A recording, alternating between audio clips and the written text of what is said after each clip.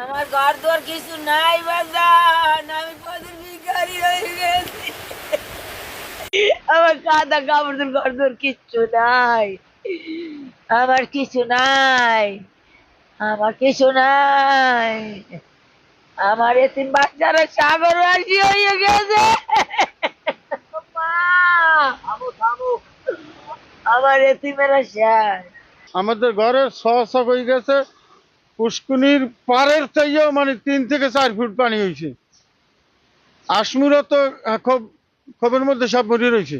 আমাদের বেরিবেদ নাই, কোনো সাইডে বেরিবেদ নাই, একটা সাইকেলের সেন্টার নাই যে আমরা যাই উঠবো তাড়াতাড়ি।